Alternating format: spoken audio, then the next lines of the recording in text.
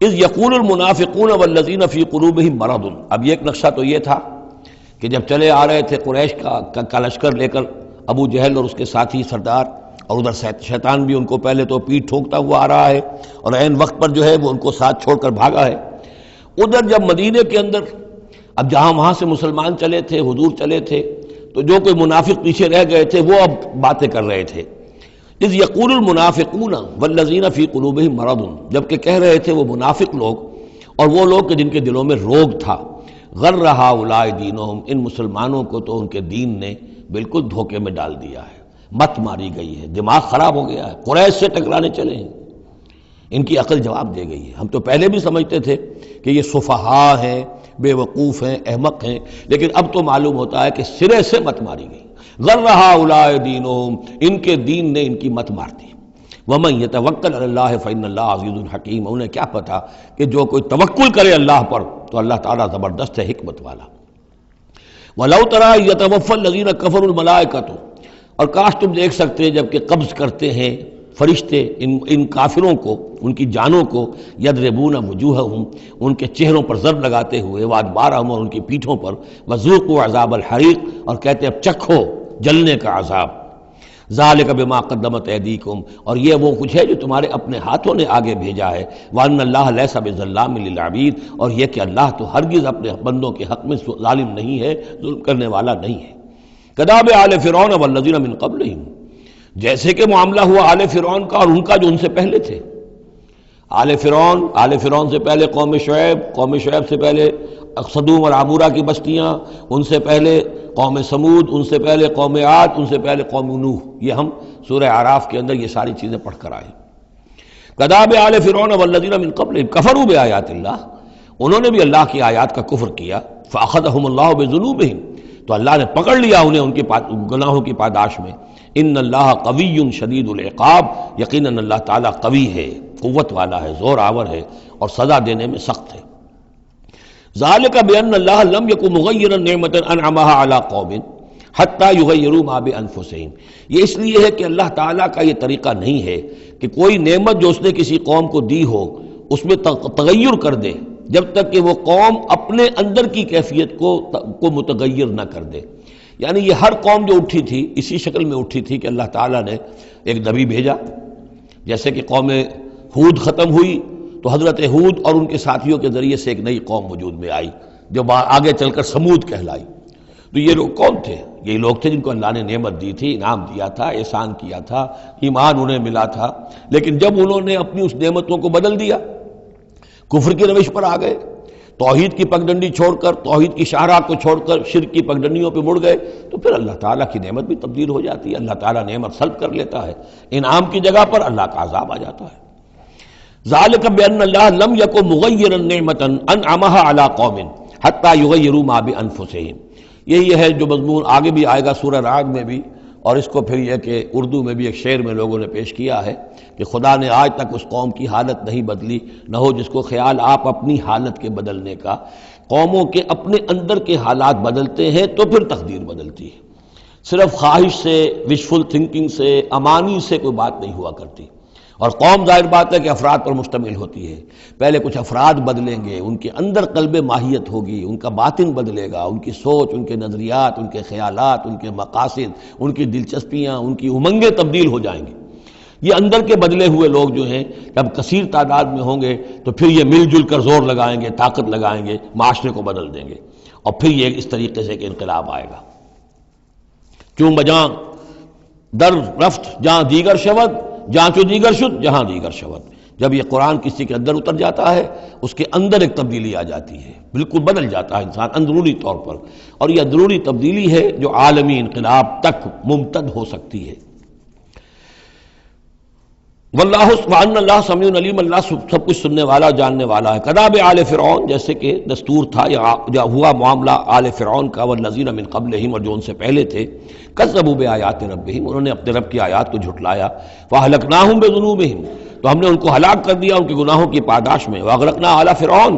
اور آل فرعون کو ہم نے غرق کر دیا. وکل کانوا ظالمین، اور یہ سب کے سب ظالم تھے. ان شر الدواب عند اللہ الذین کفروا فهم لا یؤمنون، بدترین چوپائے اللہ کے نزدیک یہی لوگ ہیں اللہ کے نزدیک جو کفر کرتے ہیں اور وہ ایمان نہیں لاتے۔ یعنی وہی جو آیت ہم پڑھ چکے سورہ اعراف میں کہ یہ لوگ انسان نظر آتے ہیں، حقیقت میں انسان نہیں ہیں۔ لہم قلوب لا یفقہون بہا ولہم اعین لا یبصرون بہا ولہم آذان لا یسمعون بہا اولئک کالانعام بل ہم اضل، وہ چوپایوں کے مانند ہیں بلکہ ان سے بھی گئے گزرے۔ اس لیے شر الدواب کہا گیا، تمام جانداروں میں اور جمان چوپایوں میں، جانوروں میں سب سے برے لوگ جو ہیں وہ یہ انسان نما حیوان ہیں کہ جن کے اندر عقل نہیں، جن کے اندر شعور نہیں، جو ایمان سے خالی ہیں اور کفر پر اور صرف دنیا کی لذتوں پر ریجھ گئے ہیں۔ الذین عاہدت منہم ثم ینقضون عہدہم فی کل مرۃ وہم لا یتقون،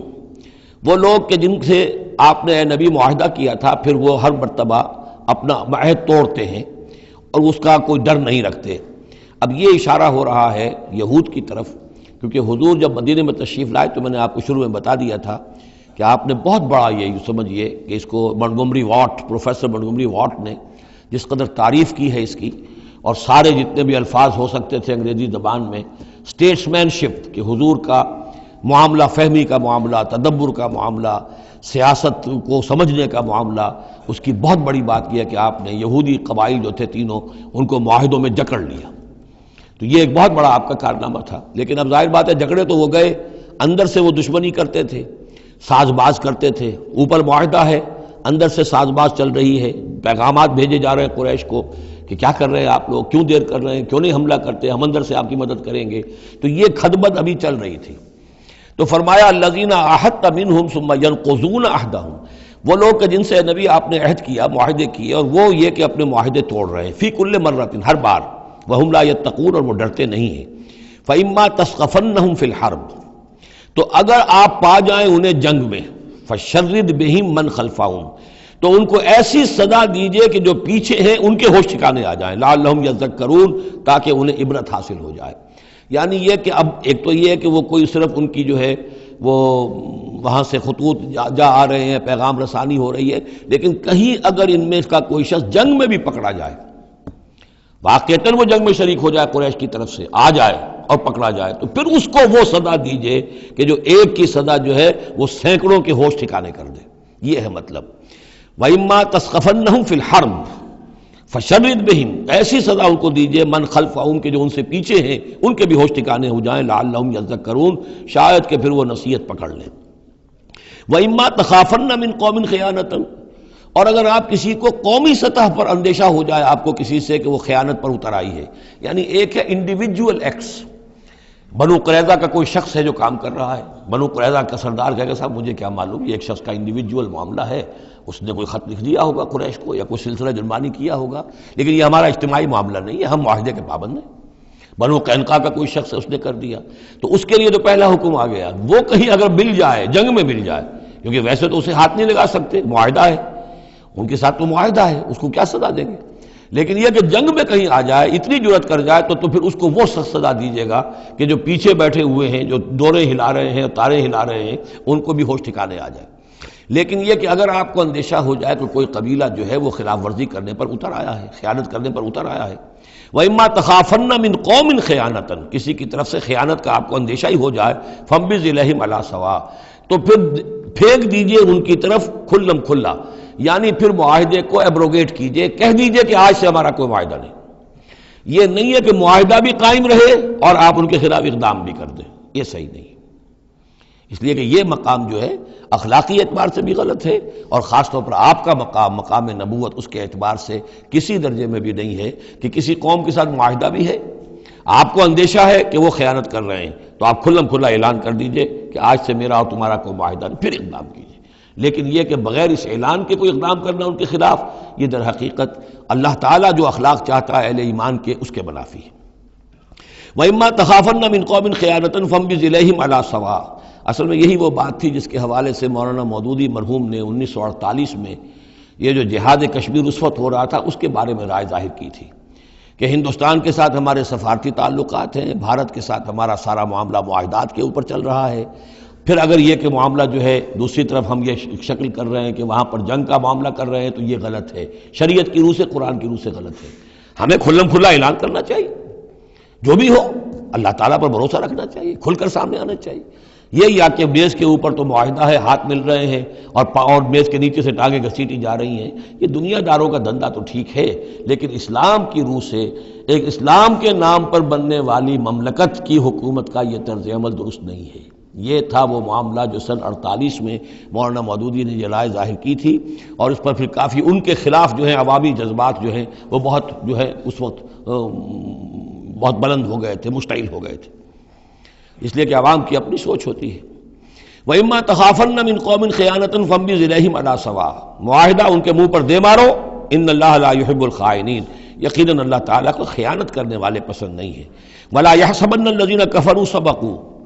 اور نہ سمجھے وہ لوگ جنہوں نے کفر کیا ہے کہ وہ بچ نکلے ہیں، یعنی یہ کہ اب اگر کچھ لوگ بچ کے بھی تو چلے گئے نا، آخر 1000 کی نفری آئی تھی، انہم لا یعجزون، یہ جو بچ کر چلے گئے وہ یہ نہ سمجھے کہ وہ اللہ کو عاجز کر دیں گے، وہ عاجز نہیں کر سکیں گے۔ وَأَعِدُّوا لَهُم مَّا اسْتَطَعْتُمْ، اور اے مسلمانوں اب جب یہ نیا دور شروع ہو ہی گیا ہے تمہاری اس دعوت و تحریک کا، تو اب پوری طریقے سے اپنے امکان بھر سامان حرب تیار کرو۔ اعدوا لہم، اعداد تیاری کرنا، اسلحہ تیار کرو، سامان جنگ تیار کرو، گھوڑے تیار رکھو، رسالہ تمہارا ہونا چاہیے، جو بھی تمہارے لیے ممکن ہے۔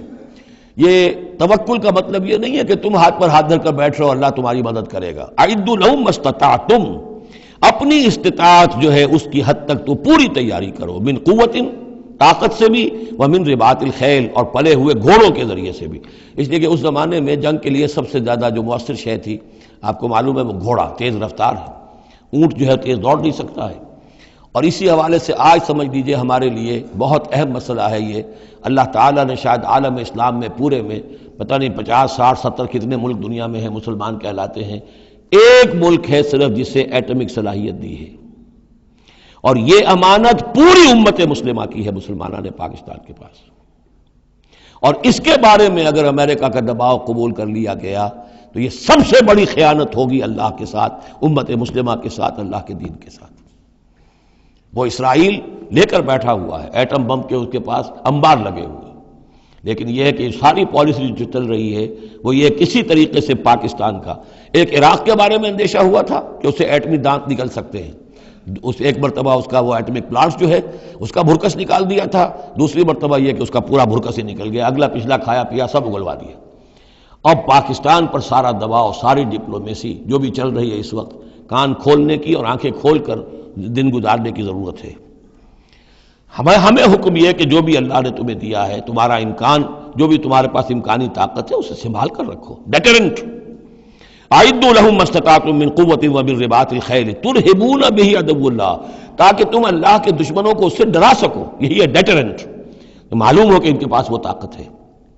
وعدوکم، اور اپنے دشمنوں کو بھی ڈرا سکو، وآخرین من دونہم، ایک تو ہے اللہ کے دشمن اور تمہارے دشمن ایک اور بھی ہیں جو ان کے سوا ہیں، ان کے پرے ہیں، انہیں تم نہیں جانتے، لا تعلمونہم اللہ یعلمہم، اللہ انہیں جانتا ہے، یعنی وہ مارے آستین منافقین ہیں، یہ تمہاری اپنی آستینوں کے اندر بیٹھے ہوئے ہیں، تمہیں پتہ بھی نہیں ہے کہ وہ لوگ بھی در حقیقت ففتھ کالمسٹ عنصر ہے کہ جو در حقیقت تمہاری تباہی چاہتا ہے، بربادی چاہتا ہے۔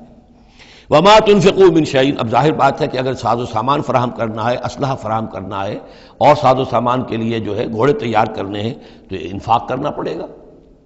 انفقوا مما رزقناکم وما تنفقوا من شيء في سبيل الله يوفى اليكم، اور دیکھو جو کچھ بھی تم خرچ کرو گے اللہ کی راہ میں وہ پورا پورا تمہیں مل جائے گا، پورا پورا دیا جائے گا، وانتم لا تظلمون، اور تم پر کوئی زیادتی نہیں ہوگی، تمہاری کوئی حق تلفی نہیں ہوگی۔ تم دو تو صحیح، اب وہ پورے 2 رکوع ذہن میں لے آئیے جو سورہ بقرہ میں ہم نے پڑھے تھے کہ اگر کوئی شخص اللہ کی راہ میں مال خرچ کرتا ہے، فی سبیل اللہ خرچ کرتا ہے، تو جیسے ایک دانہ جو ہے وہ زمین کے اندر ڈال دیتے ہو، اس سے جو ایک پودا نکلتا ہے اس میں سٹے ہوتے ہیں، 7 سٹے ہیں، اور ہر سٹے کے اندر 100 دانے ہیں، تو وہ ایک دانہ 700 دانے پیدا کر رہا ہے، اور اللہ تعالیٰ جس کو چاہے گا 700 گنا سے بھی زیادہ اجر و ثواب دے گا۔ کہاں سیدھ کر رکھ رہے ہو اپنے پیسے، خرچ کر دو اسے، اس لیے کہ اب اس دعوت کا اور اس تحریک کا اور محمد رسول اللہ کی جو جد و جہد ہے اس کا وہ مرحلہ آ گیا ہے کہ اب ساز و سامان اور کیل کانٹے سے لیس ہونا ضروری ہے۔ وَأَعِدُّوا لَهُم مَّا اسْتَطَعْتُم مِّن قُوَّةٍ وَمِن رِّبَاطِ الْخَيْلِ ترہبون بہ عدو اللہ وعدوکم وآخرین من دونہم لا تعلمونہم اللہ یعلمہم وما تنفقوا من شیء فی سبیل اللہ یوفی الیکم وانتم لا تظلمون۔